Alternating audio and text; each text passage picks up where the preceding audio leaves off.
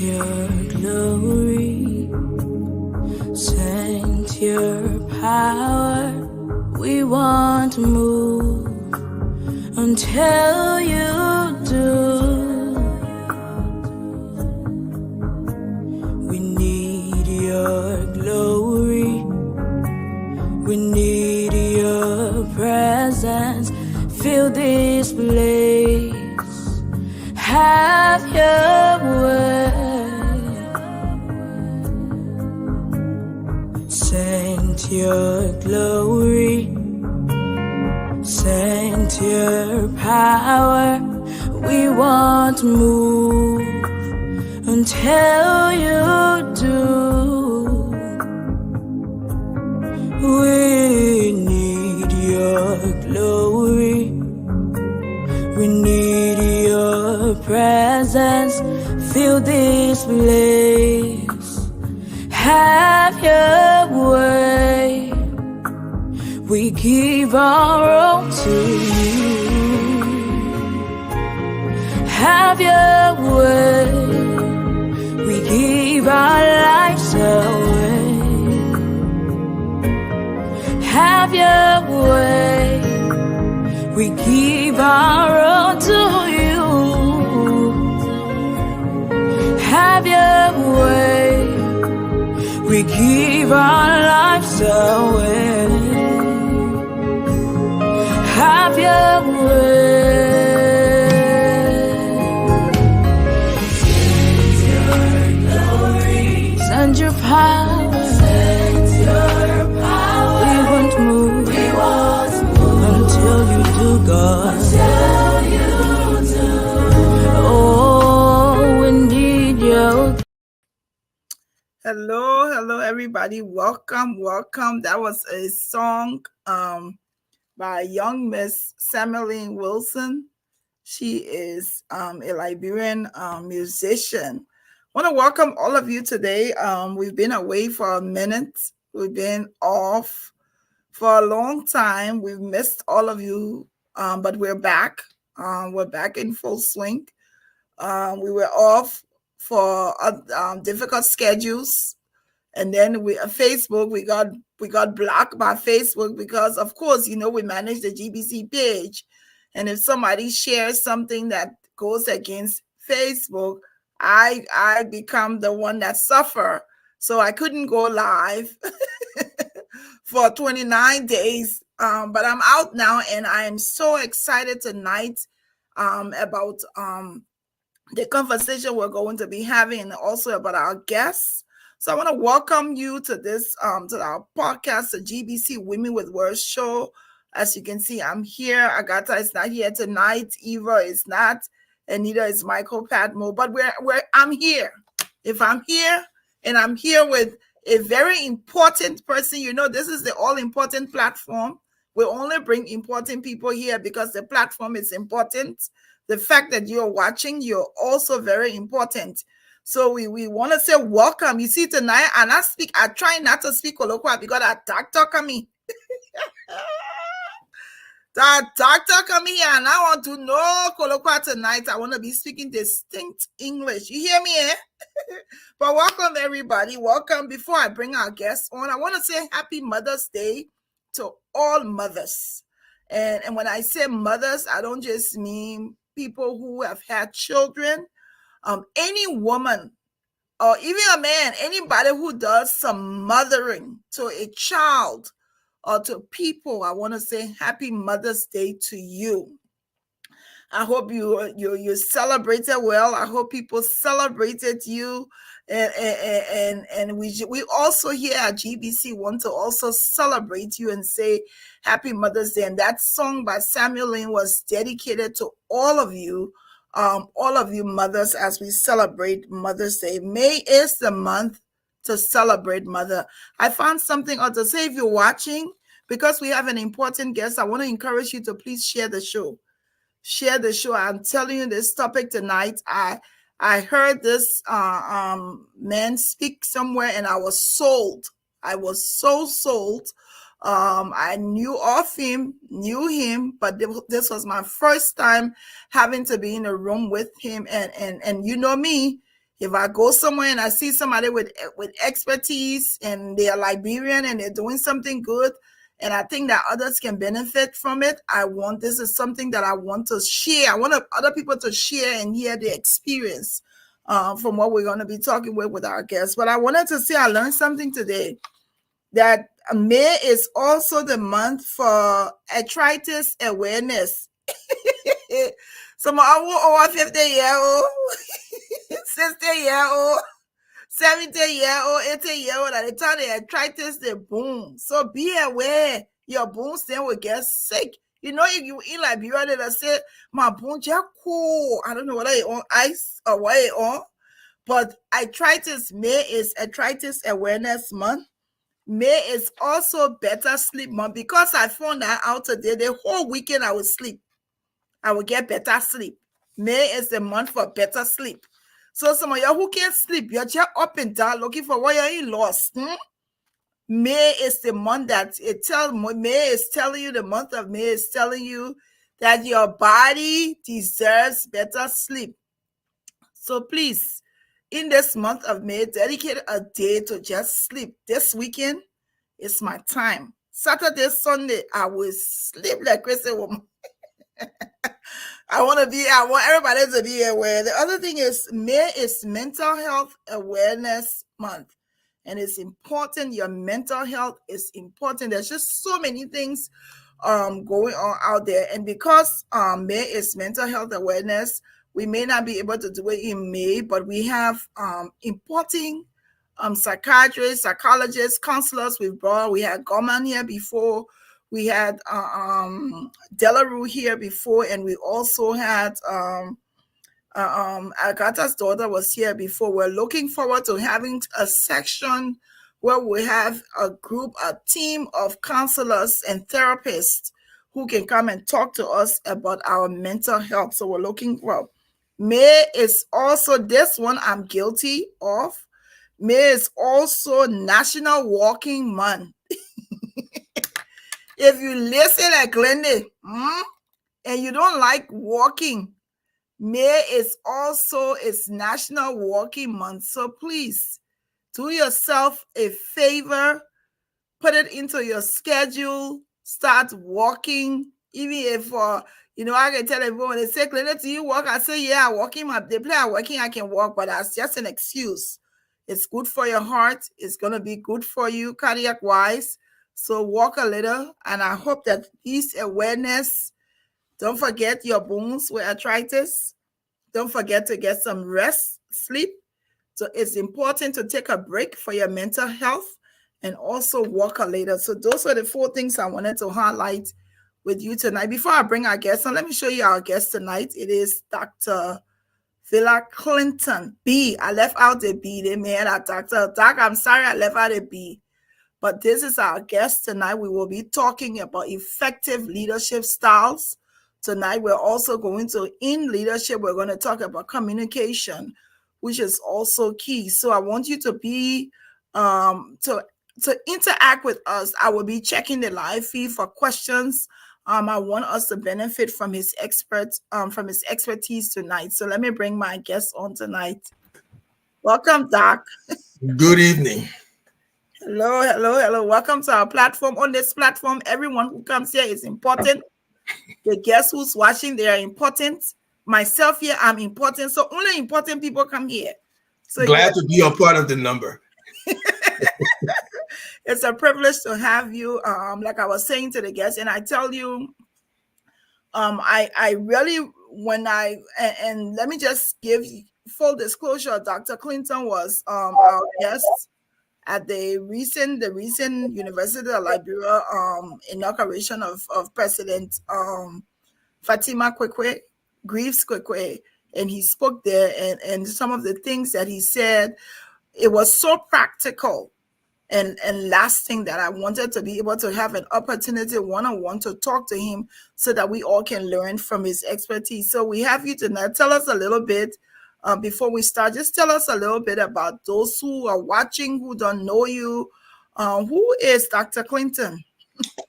Dr. Clinton is a clinical professional who hails from Liberia, West Africa, proudly so. has been in human service field for approximately 25 years at the minimum. Have served in various capacities. A graduate of St. Patrick's High School, a graduate of University of Liberia. I take deeper, greater pride in saying a graduate of St. Patrick's High School. I know the St. Patrick's people. Yeah, I say when you know, you know. You know. So, a graduate of the University of Liberia, migrated to the United States many years ago, earned a master's in counseling psychology and a doctorate in counseling psychology. Currently work with the Maryland Department of Health, assigned at Spring Grove Hospital Center, working with forensic patients who are incompetent to stand trial for crimes they commit due to mental illness. So that's Dr. Clinton. Vaylah is the personable, friendly, fun-making, fun-loving, partying guy who is accessible, approachable, loves to engage, big on community involvement, love to give back, prioritizes faith, family, and humanity. That's me in a nutshell. And when you say love community, this is no joke. I think there's several places I've been that I've met you. Even when there was a night that I had gone to, what's her name? Sia. And Dr. Clinton was there. So whatever he's saying here is evidence of who he is. He and I, we have not, we're not friends per se, as in to each other personable. We've not really interacted, but I tell you, when I walked up to him that day, on that Saturday, he was saying, "Oh, sure." We took a picture. Of course, I got my camera, took a picture first, and I was extremely proud to be in his company on that Saturday. I want to talk every time we come. I have an opportunity to talk to an expert or a Liberian who has excelled in a field. I like to talk. I like to go back a little bit on living in Liberia, growing up in Liberia, and looking at what you've seen now based on your experience. What would you say about Liberia then and Liberia now, for lack of better description? In a nutshell, I say, you remember that song? Let us all go back to the old-fashioned way. Old-fashioned way. That's what I would say. But for the sake of our audience, growing up in Liberia was a lot more different from what I see now, based on visits that I've paid back to the country. It was more of a community integrated style, where the neighbors were also your parents. The teachers were also providing adult supervision, and you knew it. So the society at the time that we grew up was more so vertical, in my view. So there was this hierarchy where we put hand up to people's names, we did what they asked to do, we follow instructions, we're obedient, respectful for that matter. What I see now is a more exposed society, and that exposure is not all around positive. So you see people who are experienced even at young ages, but the experience is different. The experience is way beyond what we had at that age. So the difference is not necessarily bad, but it is critical, in my opinion, because I feel like a whole generation is lost. Mm-hmm. I feel that the generation before us passed on to us something that we could not maintain because we were robbed of the opportunity to maintain it and give back. So because of that gap, you have a whole group of people who may not have even been to school at the age of 14. Mm-hmm. So when the generation is lost, the nation is lost. Mm-hmm. But it still is our hope that it's better late than never. And at some point, the difference should have been made by all of us, because it still is part of our responsibility to contribute, even from a distance. So at some point, my hope is the correction will be made, we'll be back on par, and we will tread cautiously Yeah. to wherever the success is. I like that you say that. I just want to acknowledge people watching here. Of course, your St. Patrick Piggy and Notebook. Okay, Michael Waterspoon is watching. Waterson is watching, and Jaja and other folks. Thank you for joining us. Please also share the podcast. But I wanted to go back because a few weeks ago I was talking to someone about when you talk about we've been robbed. And I want us to talk a little bit about that, because Rob, in a sense that our lives were just stopped. Like it's like we were moving and suddenly we found ourselves at a standstill. Yes. And I want you to talk from the perspective of how do you even move on from that point? Okay. How do you move on from there in your experience? So I guess the analogy is, how do you move on if you woke up tomorrow morning and you say one of your parents was dead? Yes. But here we are in a land that seemed promising to us. We're moving, we're established in different aspects at different levels. Some people were basically getting ready to graduate. Some people were basically getting ready to get married. There were changes, but they were moving in the right path. And then suddenly we're stopped. How do you move on? I'll speak from an existentialist standpoint where basically we all can have the same experience, and our interpretation of those experiences or that one experience will influence how we move forward. There were people who decided this is it. And there were people who decided my goal is bigger than what has happened. But I say to most Americans all the time, like, therapy for us is not sitting across the table from a counselor. It's that collective experience. So if it happened to everybody in the neighborhood, why are you grieving? And so that traditional relief or sense of relief helped a lot of people to continue to move forward, not even realizing what it meant in terms of trauma. So after you move forward and you look back, you start to think that maybe I need therapy. And some people have done it and gotten the job done. Other people have just moved on or pretended to move on. And for some of us, we think that the accumulation of degrees or education, good job, financial comfort, those things will cover up for all of what we lost. And people will say, I'm not going back there anymore. Oh, they're not serious. Oh, they're not ready. But bottom line is that for me personally, the further I moved away from that experience, the more I wonder what the next generation will have. The more I wonder what will they ever accomplish. What sort of opportunities will come up for them. So for that reason, moving away from that experience has never really fully happened, because I feel like once I gave back, then I've completed the circle. So that's why I'm involved with supporting community events, because I want to give back, especially if it concerns Liberia, and it's most especially if it concerns St. Patrick's High School. Yes. Because we want to give back what we had. Yes. So that's the way I'm moving forward. Yes. Away from the experience and giving back. I know we're not here for St. Patrick's, but I want us to talk a little bit. I'm gonna allow you and allow us to talk about it, because I'm also from I went to convent. I know. From first grade to third grade.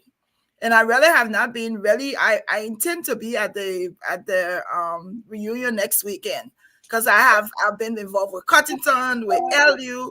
It is now time for me to give back to convent too, because that's where I started from.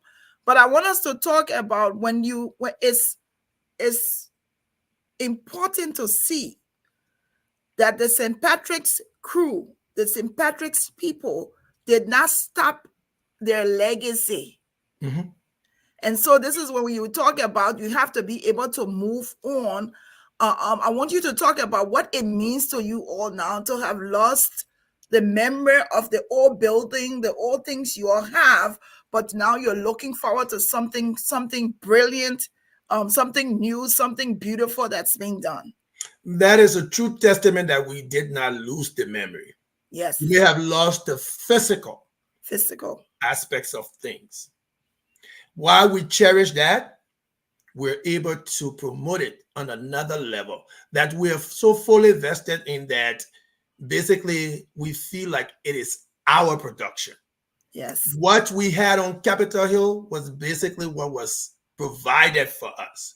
We embraced it. We cherished it because I'll tell you, the morale set at St. Patrick's did not challenge you in a negative way.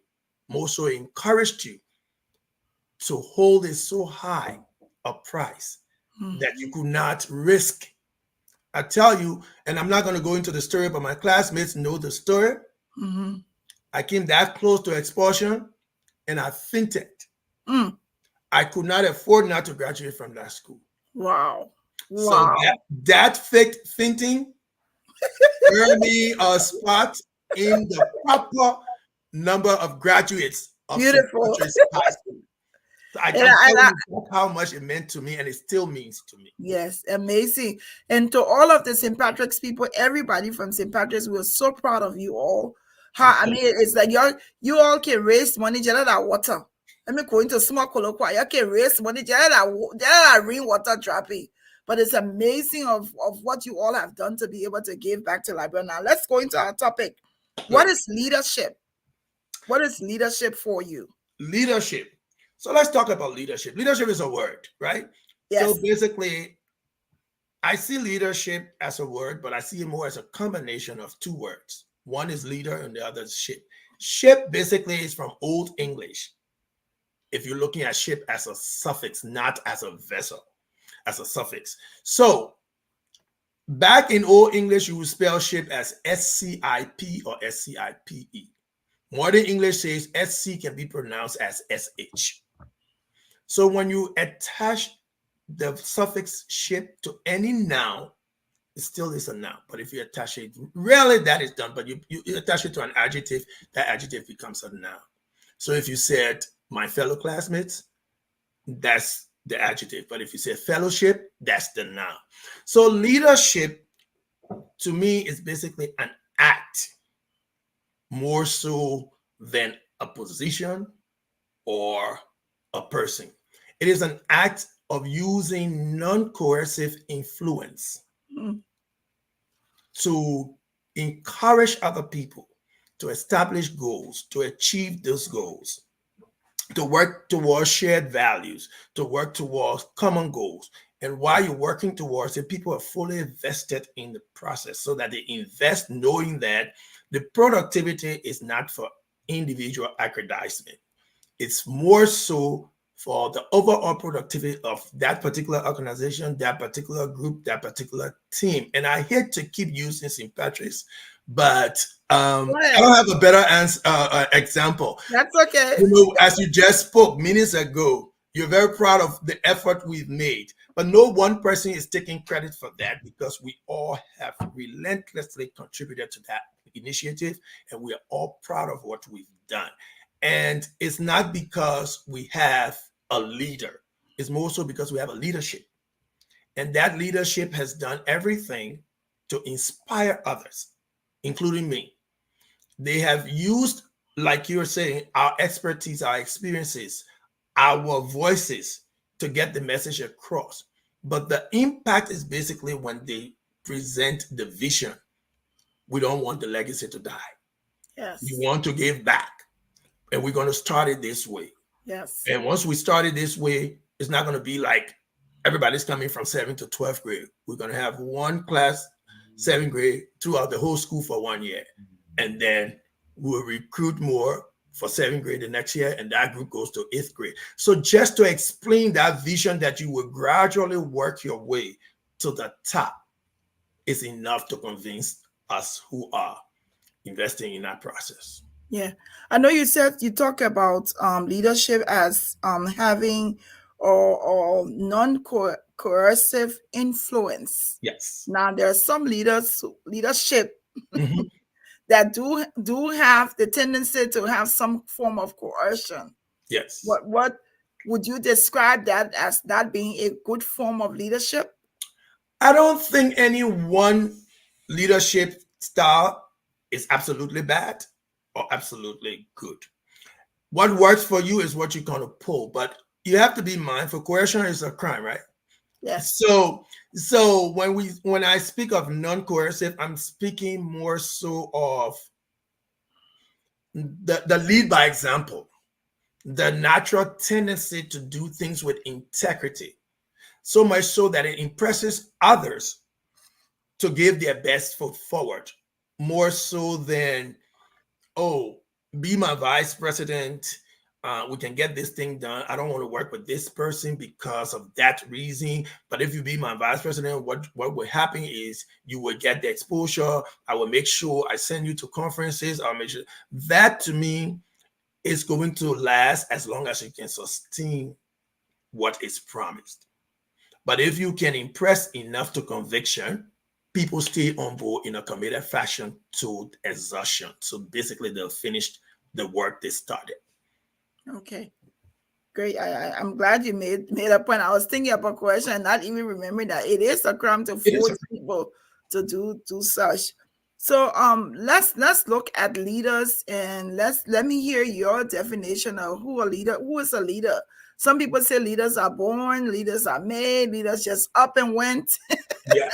Who are leaders? So simply put, a leader is a person who leads others in an organization, in a group, in a team, whether it's formal or informal, social, charitable, or professional organization. The person who leads is the person seen as the leader.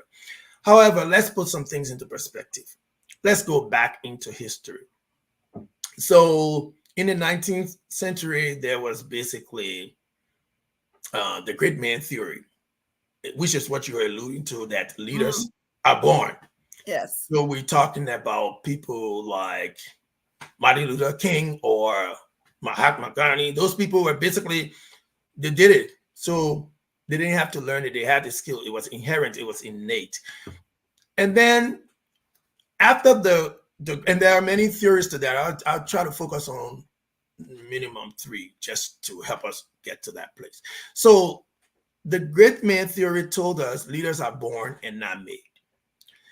That to me sounded kind of discouraging and marginalizing, because you could have leadership skill and need someone to nurture them because you don't even know you have them.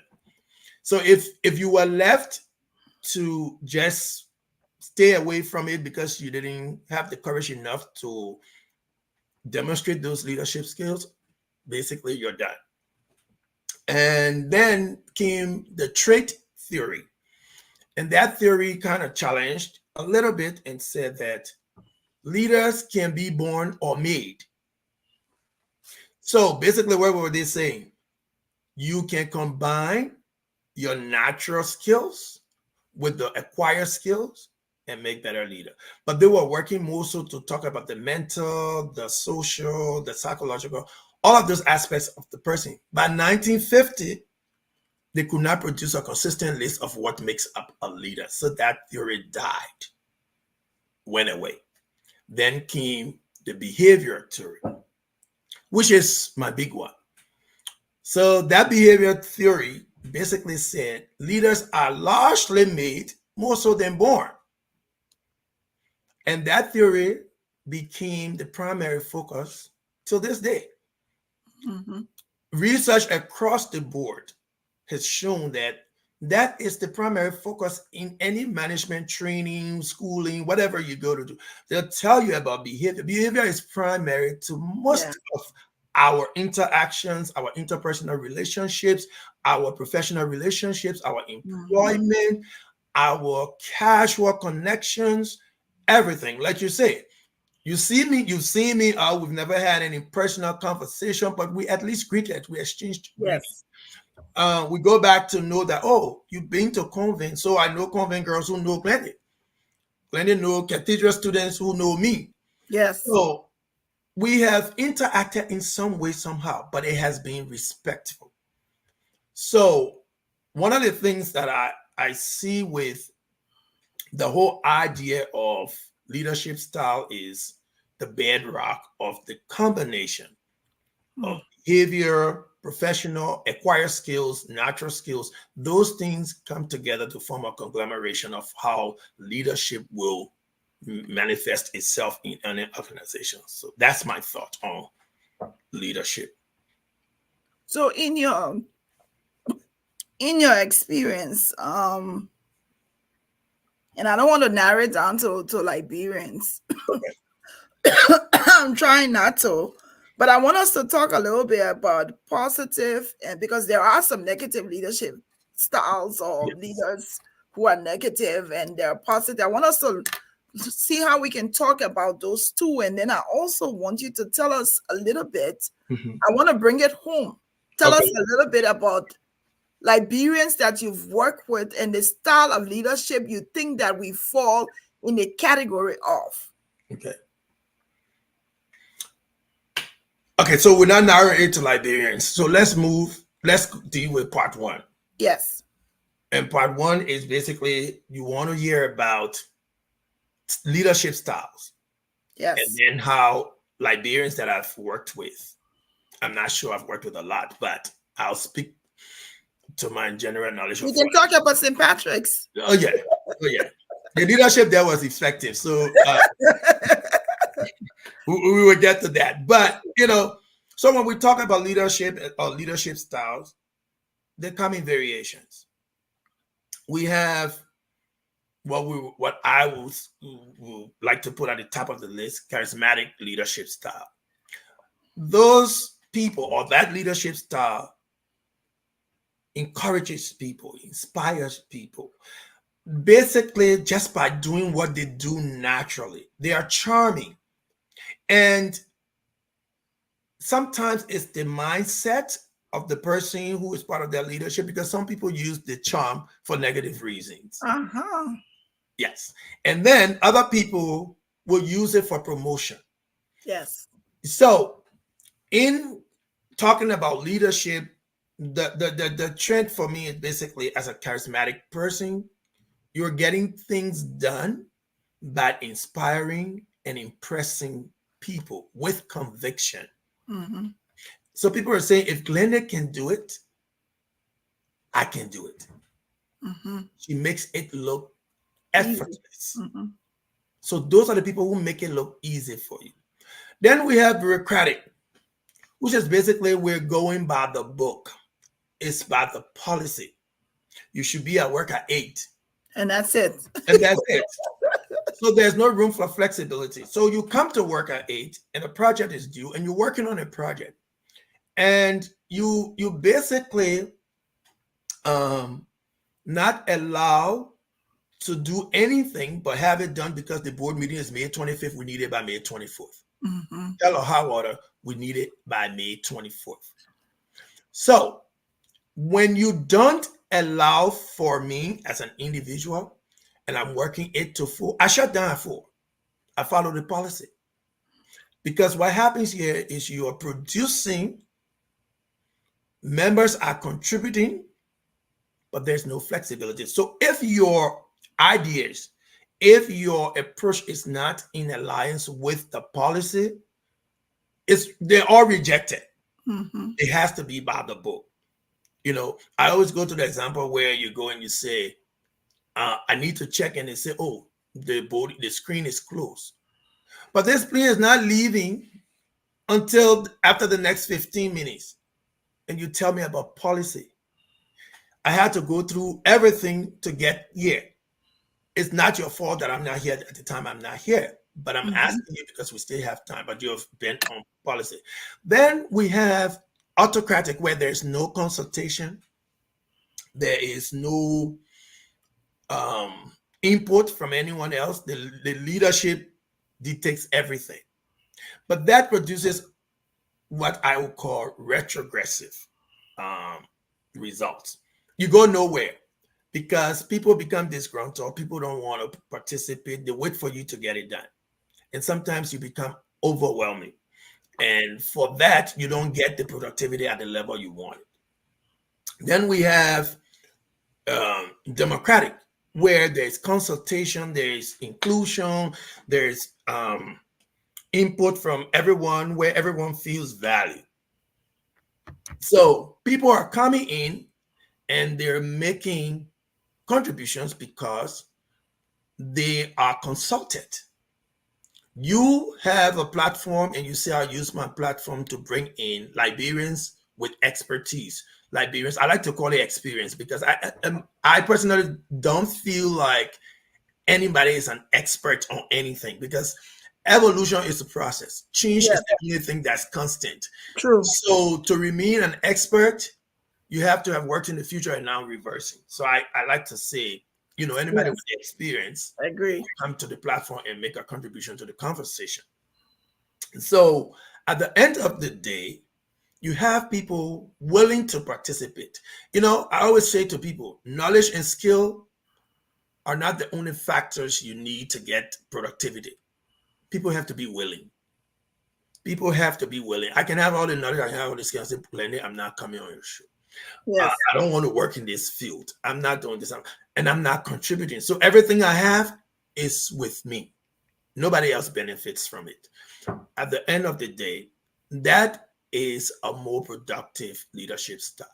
Then we have something called the servant leadership. That leadership style puts into perspective everything that matters. The organization's needs, the individual needs, and that's where you get customer satisfaction. That's where you get high level productivity. That's where you get good morale, high morale, positive working environment, because you are making them as a priority, just like you are a priority. I give you an example. In my old job, my executive director office was next door to mine. So I'm going to give you an example for bureaucracy and the opposite of the servant leader.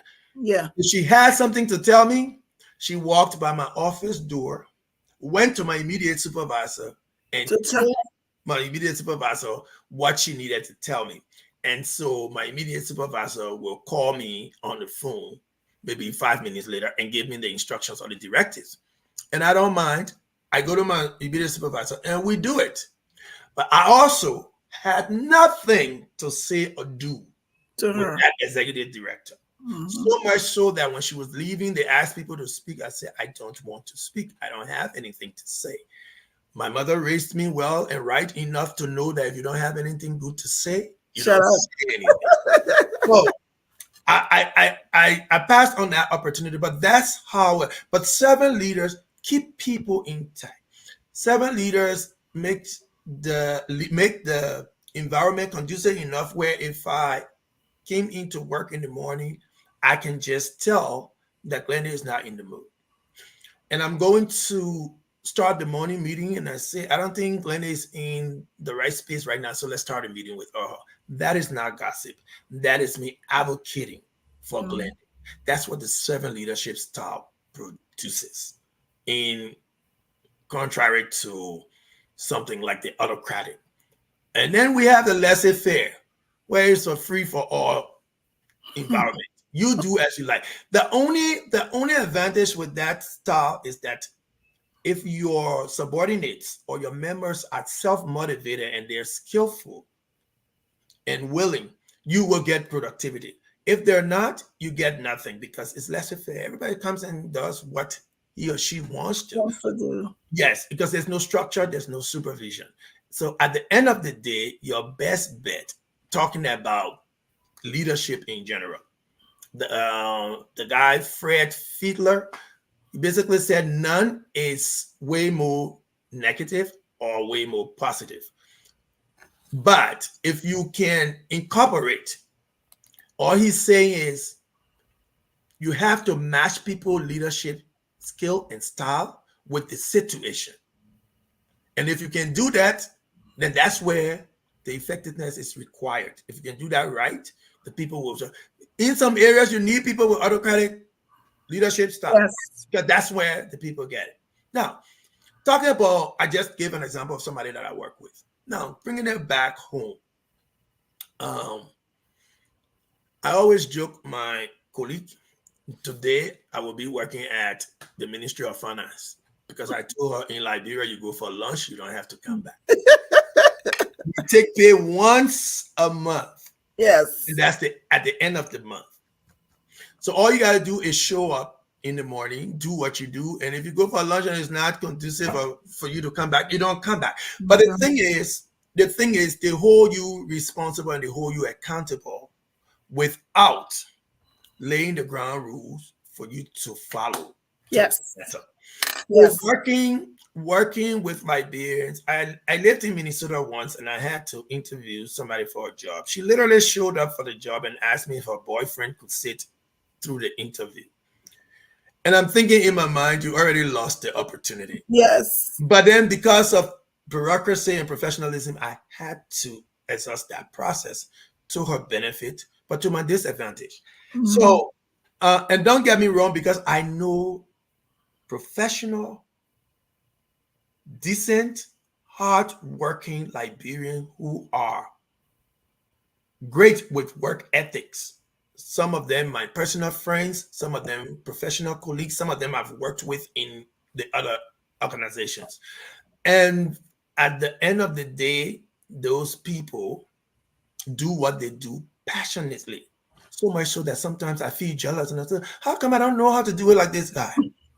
So my best friend was a college professor and he asked me to come and serve as a proctor. And I went. And then I knew some of the students. And after the test, people came to me and say, I don't think I'll make it, but can you talk to him? And I know what the conversation would be like, but I told them yes. Because again, I'm the happy-go-lucky guy. So I'm accessible, I'm approachable. People think it's okay. They'll never go to him. So I go to him and I say, such and such person talked to me. And I can tell you his response to that comment was a smile. And we're on to the next topic about something completely different. But that's how ethical and responsible and professional he is. So I don't want to dismiss or diminish the fact that Liberians cannot be in good leadership, because they can be. Yeah. So I want to ask you, and very insightful. Thank you, Tukus, for saying that, because it is. I want to ask about, I don't know leaders who examine their style of leadership to see what style they belong to. I know periodically I'll look back at some things I've gone based on people's reaction to see how can I adjust. Yes. And so I want us to talk a little bit about the benefits of, and if you're here and you're watching, we're talking to Dr. Vaylah Clinton this evening. We're talking about effective leadership, different kinds of leadership styles, and how we communicate to people that we lead. But I wanted to talk about the benefits about examining yourself as a leader to see how you look out there to people, because it can't just be like, oh, I think I'm a great leader, but people are not gravitating towards you. They don't even want to do what you have to say. It's like, let's talk about that a little bit. And so what do you think that's important for a leader to do, to examine and know what style of leadership they're in so that they'll be able to become effective? Sure. And as I started off, the leadership is not just one person. The entire organization can be composed of leadership roles. Yes. All the people. Yes. Yes. So I'm very big on self-reflection. People look for feedback, constructive feedback for that matter. Now, when you talk about you leading people and wondering if you're doing well enough, you know, their reaction to you, their reception or the lack thereof will speak to you. When you get a job description, you read it and you automatically can see if you are fit for that job by way of credentials. What you may not be able to assess is how I lead. You Mhm. have not been to the environment. You don't know Yes. why they need you. You have not dealt with the people there. But one of the things I'm big on also is that I cannot teach you alternative functioning behavior by demonstrating the identical behavior towards you. Because in Liberia, we say we give you a taste of your own medicine, and that is supposed to change your behavior or your attitude. It's not always true. So you may find some people who will react in a positive manner to teach you. But as a leader, it is upon you to always examine yourself. And you can do that by benchmarks. You can do that just by self-reflection on an individual basis. You can do it while you're driving. It may be a little tedious if you start that process, but as you go along and you get comfortable, you'll be able to do it at the end of the workday. You might be able to tell yourself, I didn't answer that question that Glennie asked me. My response to Glennie was not respectful. And then you can go back and have a conversation with Glennie about the conversation yesterday. But I think it's a good practice for everybody in leadership roles to continue to evaluate internally and externally, where you solicit feedback from other people who are directly supervised by you, indirectly supervised by you, hang out with you. I remember going to grad school, and one of the first assignments was that you give out questionnaires to family members and friends and colleagues for them to make comments on your personality, and then bring that back and see how you received it, and then talk about how it made you feel. And once you can do that, to me, you are balanced enough to be in leadership role. Mhm. If for any reason, my mom calls it thin skin, I call it sensitivity. If for any reason you're sensitive and you don't accept feedback that you don't agree with, leadership role for you may be an uphill battle. So, to say the least, you have to examine. And that's where I said the behavioral theory is big for me, because I don't care what it is or who you are, your professional life is influenced by your personal life. Your personal life Absolutely. is influenced by your professional life. So that's where the personality traits and everything else come into play. You Yeah. have people who just have good personality. You have people who maybe that person is moving. And then you have people where untouchable, distant, disconnected, don't care. And if you put someone like that in leadership role, basically you have put a challenge on the people who are the followers, who are the subordinates. Those people, in their own personality, may have been struggling and suppressing to make it work, because the environment they find themselves is conducive enough that there's no chance for negativity. However, you bring somebody who says, this is how we're going to do, we're going to change this, we're going to change that. Then you see the other person. And at the end of the day, you failed. So, negative leadership style, yes. Positive leadership style, yes. You can have those, but you don't have to have them. You can stick with the positive one and move forward. That's the progressive aspect of it. Yeah. I just wanted to share something, and I think uh, um a few years ago I decided to run for president for Cotton Alumni Association. Mhm. And I ran against a 30-year Episcopal priest, a veteran. But I felt in myself that I was going to be able to win him. Mhm. And so I put everything, because I felt that I had what it takes to be the leader for Yeah. the association and to take it to from one place to the next. So I ran against him, and I won him. Wow. And I tell it was tough. It was really tough. We had a chat room that was created. And mind you, Cottonton is an Episcopalian school. I'm not an Episcopalian. I wasn't a priest, but I went to Cottonton.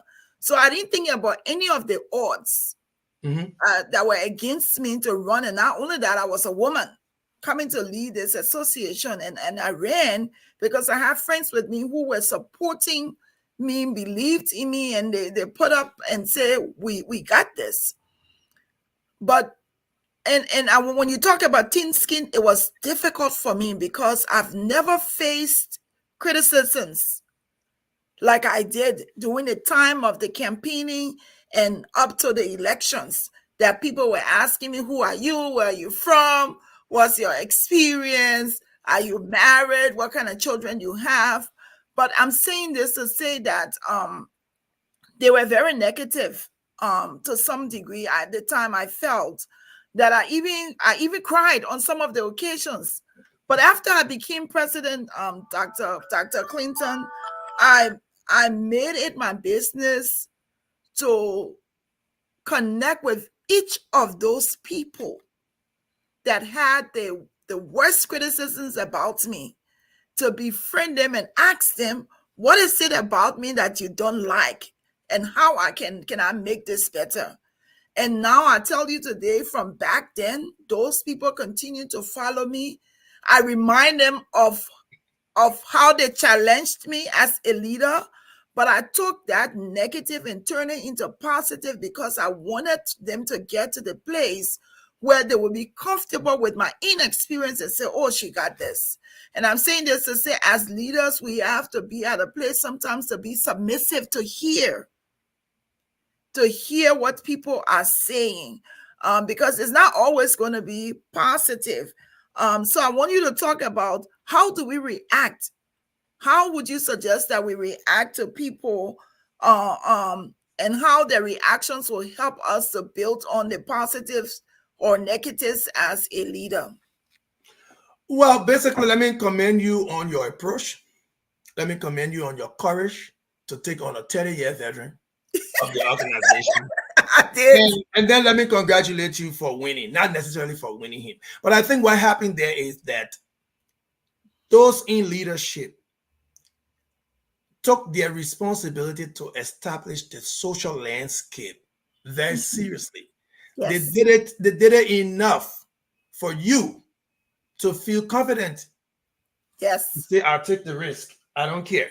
I will take the risk, because that's part of what it is, taking the risk. And once you took the risk, look what happened. But it was not easy.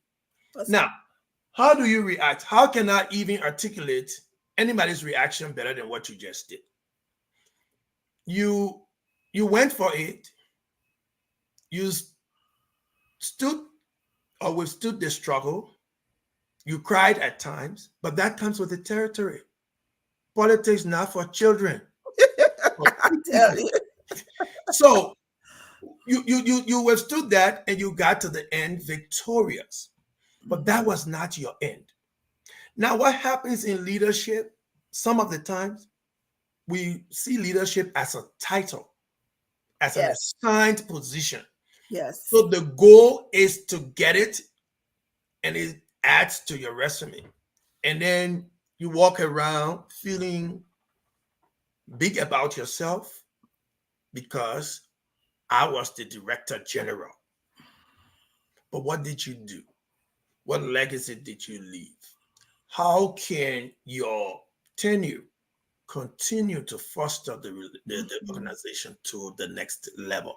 Those are the things that now, everybody is not going to be receptive because everybody has a different personality.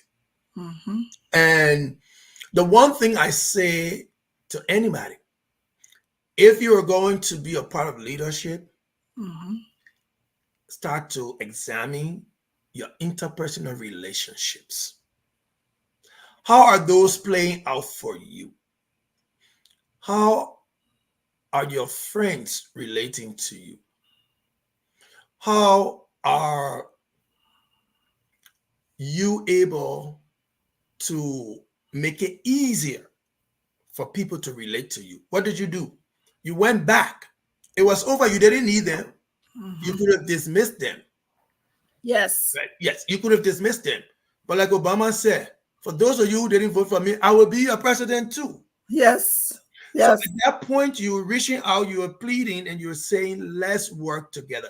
Because that experience taught you that if I fail, this is it. You know, I work for an organization in Minnesota. And by luck, I managed to get a promotion to be one of the supervisors, the first Black one ever. And a Liberian who was born and raised here came to me and said, you know, the position you got was my position, right? And I was like, I wouldn't have known that. And then she said, oh, I wanted to apply, but I didn't.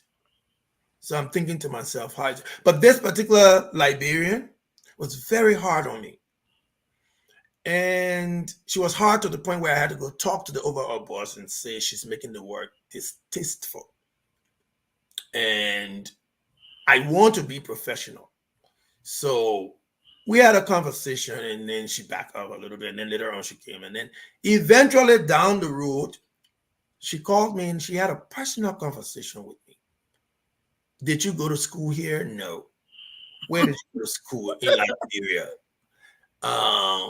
What's your degree? You know, so we went through all of that. And then she said, I want to apply for the next position similar to yours, but I just wanted to talk to you. So you gave me some insight. And then it dawned on me, every time people are against you, it's not because of you. True. It's sometimes because of them. And some people are intimidated by your confidence, but don't let that stop your drive. If you are in leadership role, the consistency will inspire other people to attempt. I don't know what encouraged you, but I can just say that the social landscape of that organization society, I mean, whatever they call it, basically made it easier for you to feel a part of, for you to feel equally valued like anybody else, including a 30-year veteran Episcopal priest. Yes. Yes. So that's my response to that. Yeah. Before we're almost done here, but Vivian has a question, and I'm sure she's referring to women in leadership. She said, why people always make things harder for women? Why people always make things harder for women? I understand that question to mean people in general. Yes. So I'm not going to do the gender bias thing. Yes. So it's not men making it harder. Not men, right? People. And if you ask me, I will say women by nature are territorial and competitive. Men by nature feel the need to be in charge, not necessarily controlling. At the end of the day, when you as a woman rise up to leadership role, people are not doubting you, but people want to see what you bring to the table. And sometimes it looks harder. Doc, you're gonna get in trouble with what you bring to the table. Okay. Sorry, so I take that back. But people are really concerned. You know, I went to University of Liberia and I had a teacher, Fatu White. In my opinion, she was beautiful, she was well-dressed, she was articulate, and she knew the subject matter.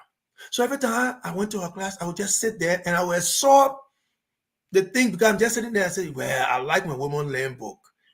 She can be classy, she can be this, she can be that, she can afford this, she can afford that, she doesn't need to do anything.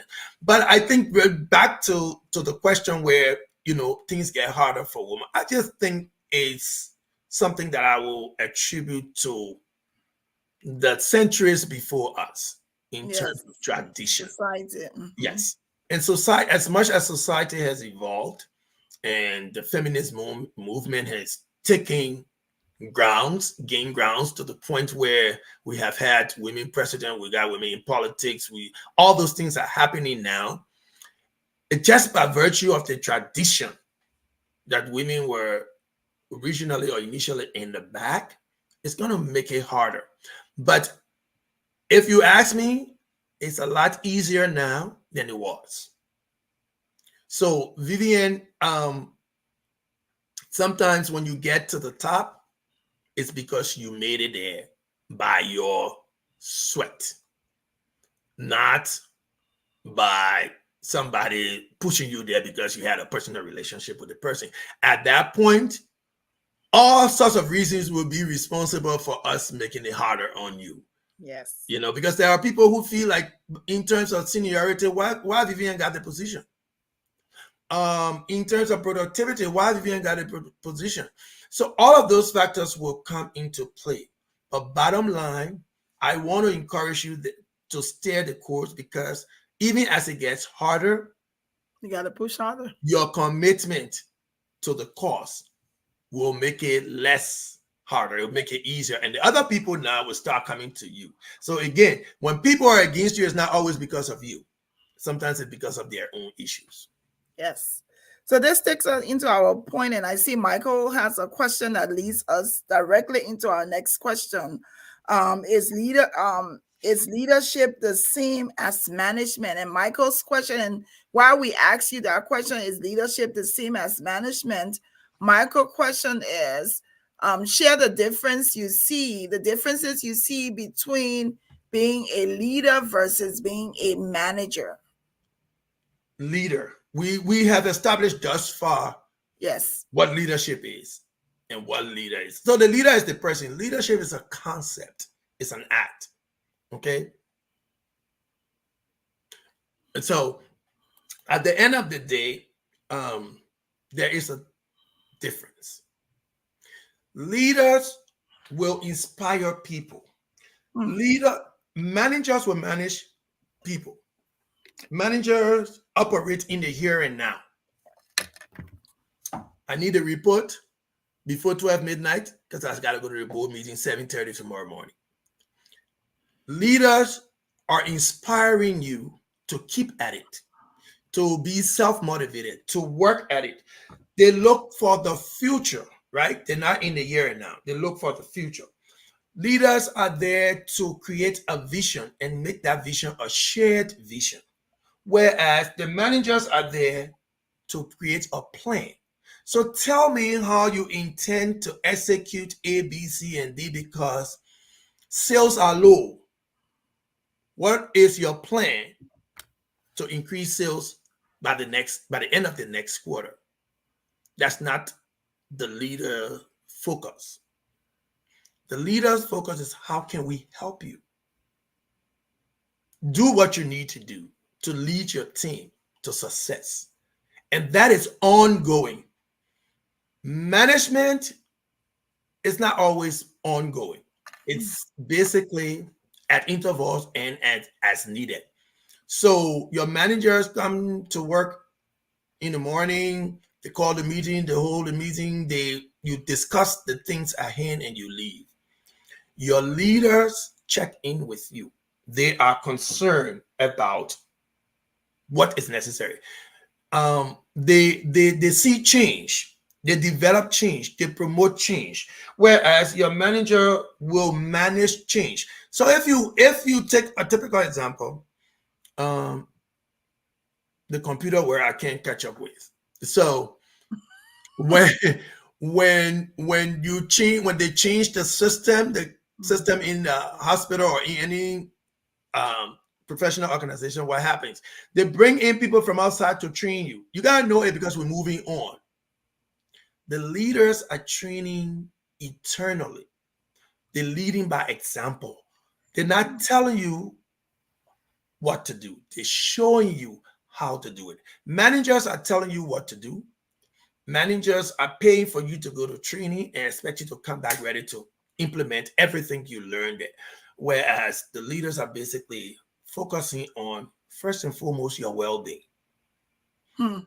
And then, what can you contribute? Why aren't you able to do it? Let's talk. One of my college professors said, you come to school and you don't pass. And this just brand you as you're not serious or you don't because you're in college. However, maybe by the time you get home at night, the condition there is poor. You cannot even sit to study because sometimes the baby got the notebook. You can't find it, So the environment that you find yourself in also fosters how you deliver it as a leader or as a manager. But to answer Michael's question, there is a distinct difference. And as I was saying, the leaders, they will use influence. The managers, they will use authority. I remember in college back in LU, Mr. Vowell taught me a public administration class. It's something to the tune of theory X, theory Y. People are willing to work. They just need to be nurtured and encouraged. I think that's theory X. Theory Y is the thumb rule. Yes. People are not willing to work, and you got to press on them to work. So you got to work. Yes. So, that's when consequences come into play, or, some sort of incentive come into play. All right. So let me just take 2 questions here from the audience before we do our last question. Albertine is saying, how do effective leaders hinder failure and setbacks, both personally and within their team? Great. I don't know if you've heard this before, but there is something called healthy failure. I know it sounds like an oxymoron, like. Yes, that's what I'm like. Really? You feel and then you say it's healthy. But the way you go about it, the lesson you learn from it is what makes it healthy. So effective leaders, for the most part, will handle failure and setback as this is an experience, but there's always another chance. So you go back to the drawing board and find out what went wrong. The basketball team, the soccer team, the football team, those people, in high school, I'll see the basketball coach at St. Patrick, Coach Anderson, you come and hand out flyers. Never made sense to me until in adult life. So he was strategizing the moves and handing it out to his players. But after that game, you go back to the drawing board, see what you need to retain, see what you need to improve, and see what you need to learn. That's how effective leaders will handle the failure or the setback. After the game, you're upset, you're disappointed. And I will not talk about upset as in terms of anger, because that's a secondary emotion, but you're disappointed. But that disappointment now leaves you as an effective leader to go back to the drawing board, find out what went well, find out what went wrong, find out what you need to do to right that wrong and how you can improve on that right, so that even if you go wrong again, the right can complement for the wrong, so much so that it's not the worst failure, but you continue to come back. Nothing beats the trial, the failure, but a trial. Wow. You now put me into my poetic mood. So David, the last question from the audience, David is saying, is it right for a leader to refuse to establish capacity building in an entity? Refuse. Now, my mind is running. So I have to tell you, I'm one of those people who think very deeply, but I'll stay with your question on the level that you say. Refuse, I take it for the literal definition. Yes. I don't think just because you're saying capacity building, I don't think leaders should refuse that. However, the approach to capacity building can be grounds for refusal. Yes. So if you are introducing an idea that fosters capacity building, but you are introducing it to me in a way that requires exhaustion of resources unnecessarily, maybe I'm not in agreement. However, I'm open to hearing more, negotiating more, and coming to a compromise before we get to a conclusion. If that is not marketable to me, I tell you why. And then my hope is that you go back and restructure. It's like doing dissertation.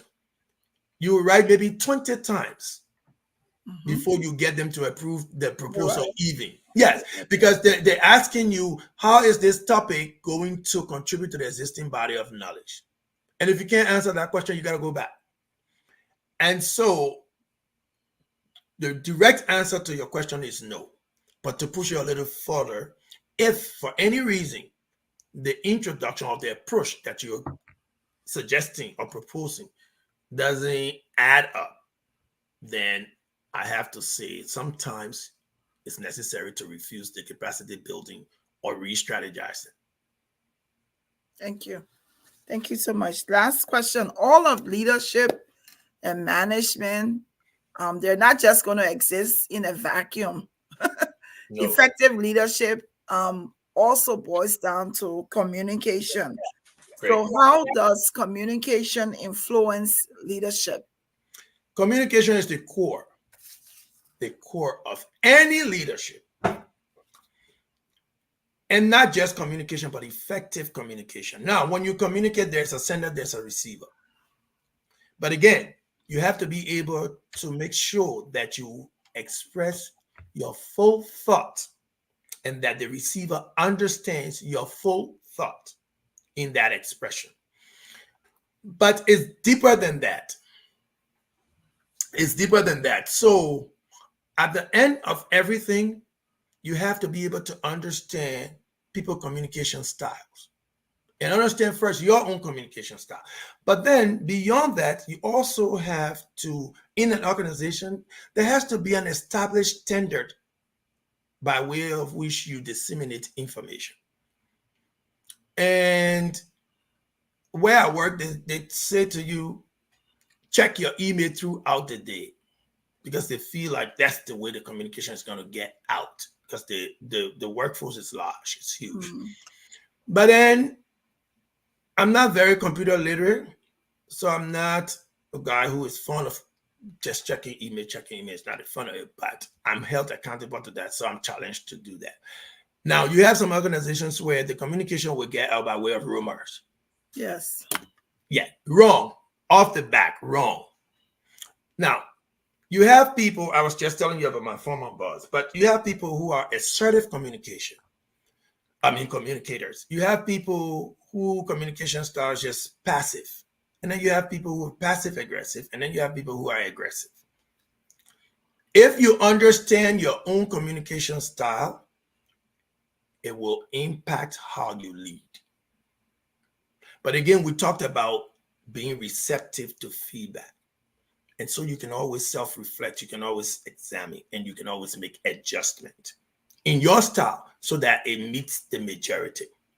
Now, there may be subordinates who like your style or who doesn't. And it may be subordinate who is similar to you or different from you. But I will personally say that we all use different communication styles in different situations. However, the one that's dominating tends to be our communication style, proper. So that, to answer that question, communication is paramount, is the core of leadership. If you don't communicate the vision is not a shared vision. If you don't communicate the goal is not a common goal. If you don't communicate the progress, the status, or anything, nobody else knows it but you. And when people feel that communication is lacking, they lose hope in the vision, and then the vision is lost. So that's how much impact communication has on leadership. Thank you. Thank you, Dr. Clinton. We've learned a lot. I'm pretty sure the audience also appreciated this conversation. We still have questions. We'll take this last one. The question is, what are some things that a proactive leader should do to accomplish his or her goals? The key word here is proactive. So if you're a proactive leader, you already want to start to accomplish your goals. Yes. So the first thing you need to do is to establish the goal or the goals. And we call it goals and objectives. And I tend to put it in the perspective where the goals are basically the steps you work on: short-term goal, long-term goal. The objective is the overall. So that's how I understand it. But if you're proactive, you're establishing your goals, and they must be SMART goals. So they're real, they are achievable, and that kind of thing. But when you establish those goals, you have to get the buy-in. And sometimes, even with politics, before you throw in your bid to start campaign, you do the exploration in the background. Mm-hmm. You have an exploring committee to find out if the people even know your name or like you for that matter. Yes. Yes. So, and that's a proactive approach. So if you know the goals that you have set and you know what you need to accomplish those goals, you start to also, in a proactive way, identify those people who are resistant to change. Those are the people you engage before you come to the big stage. The people who are resistant to change, those are the people, because when those people buy in, they tend to, through an implicit way, influence more people to come on board. Because they say, if this guy agrees with it, then it's making sense. So proactively establish your goals, know what they are, know what they mean, know your vision, talk to the people who are resistant to change, and then move forward to introduce it to the larger group. Thank you so much, Dr. Clinton. We've had a good time with you. We actually went almost an hour. And David, we took the last question. We almost went. And Dr. Clinton will have the feed, so he will go back and look at some of your questions and answer there. I see Goma is here. Goma, get ready, because we're planning a show for you and Dr. Clinton to be on here to talk to us. So you don't know yet, but now you know. I just made it public. I did talk to Dr. Clinton about it, but Goma, we're looking to find a date that is suitable so that we can have you, Dr. Clinton, and Delarue on, so we can have probably 2 hours of just talking to our experienced therapists and counselors to talk to us about different issues. Thank you so much, Dr. Clinton. I've learned a lot, and like I say, I'm so proud, and I'm glad that I'm in your corner. That I know you personally. Thank you. Reach out to you, so you can give some closing comments before we end. I want to thank you for the opportunity. I want to thank you for the recognition. I want to also thank the audience for actively participating. Oh, yes. I don't think any of this would have been successful without your participation, because we would have talked about what we plan to talk about. Yes. But I know you said some of the questions were going to be organic. And my last word is, if you're ever called to leadership role, again, remember, you don't have to hit the ground running. You can always hit the ground willing. If you're willing, you acquire those skills necessary to, what I want to say, perfectly deliver what you were called or are called to do. Thank you for the evening, and thank you to all of you. Thank you, Dr. Clinton. We'll look forward to seeing you again soon. Thank you so much. Woo! That was a great 1.5 hours talking to Dr. Vaylah Clinton. Please, my people, we have people in our community that have experience. We must tap into our database. We must tap into the people that we have. I'm sure Dr. Clinton, David, he will probably go back to the feed and probably answer your question. But I want to say, I love talking to Dr. Clinton. And just imagine when we have all three of them, Dr. Clinton, Goma, and Delarue here, it's going to be a formidable evening of talking to people with expertise, because we're at a space in our lives or in our country where we want to be able to have effective leadership. And that is with everything we do, whether in government, whether at school, whether at work, wherever you are, you want to ensure that your leadership is effective. We've come to the end, but I have an announcement to make. Don't go yet. Let me show you this. We have a guest. We have a special show on Saturday at 2 p.m. Eastern Time. A very special show. This will be her first time on GeesBeeCee platform, and it's a special show. And because this is the month of May and it's for mothers, we will have Antonia Mariah Yakula will be here, and we will be dedicating that hour to talking about the memories of mothers we've lost, celebrating and honoring them. Mariah will be starting this year on May 26th. They will be celebrating mothers that have gone before. It's a program. It's going to be held in Monrovia, but we wanted to give an opportunity to be able to talk about it. And to those of you, because this month is Mother's Month, it is not easy. I know I have a difficult time when it's Father's Day because my dad is not here. And I know that you all who have lost your mother, also it's a difficult time for you all. So on Saturday, Mariah will be here. We will be talking about the reminiscing a Mother Day memory, where women and men will gather in Monrovia to celebrate the memory of their mothers that they lost. You don't want to miss it. It's going to be, I want to say exciting show because we'll be talking about mothers.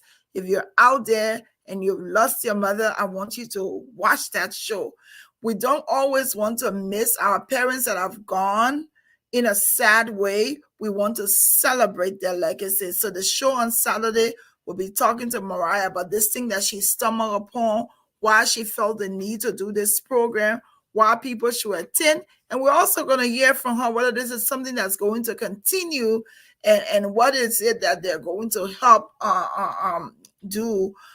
Maybe there'll be, you never know, there could probably be catering or helping people who've lost their mothers or whatever, but it was going to be a time where we will be together. We will give hugs. We'll give some air hugs to people who don't have their mothers. So I want you to tune in on Saturday. Attorney Mariah Yakula will be here, and we will be talking about mothers that were lost. You're invited. I want to be, as I end the show, I want to celebrate our Liberian athletes who have qualified for the Olympics. I want to celebrate them. These 4 young men took part in the World Relay a few weeks ago, and they have qualified us instantaneously for the Olympics in Paris in July, track and field. We want to pay homage to Emmanuel Matadi. We also want to pay homage to Joseph Famule, to Akim Salif, and to Jabez Rees. We want to say thank you. We also want to acknowledge their coaches, Coach Kute and Coach Seyon Cooper, for the many sacrifices that they've made for these young people. We have the green ticket already for these young men. I also want to say that Matadi has also qualified.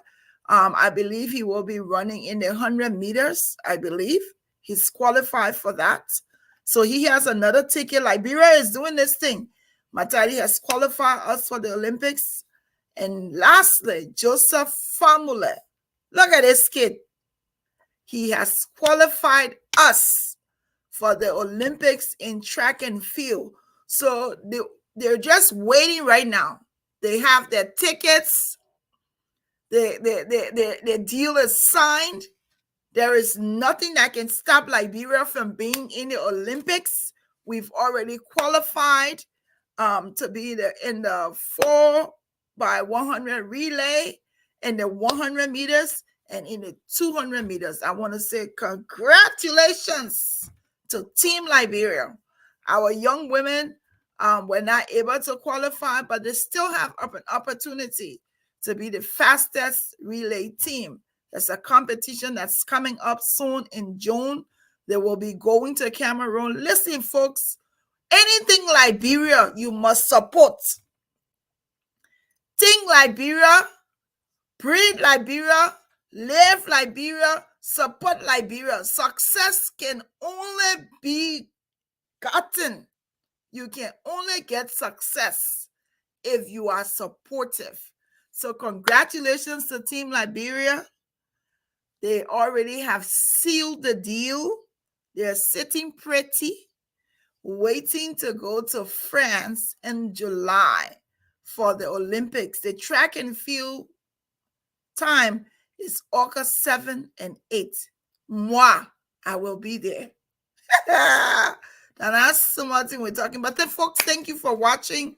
We look forward to seeing you. Thank you to Dr. Clinton, who was here. We had a great evening.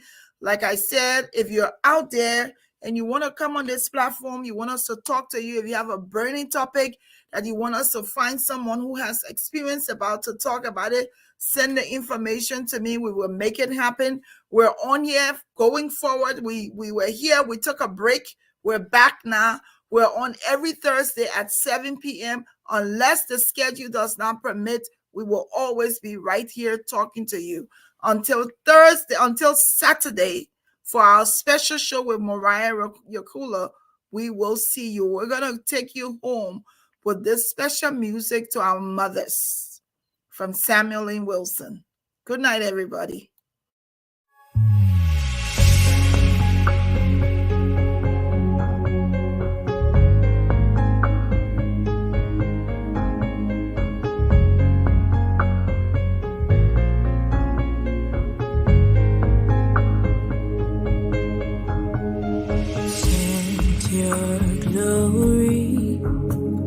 Send your power.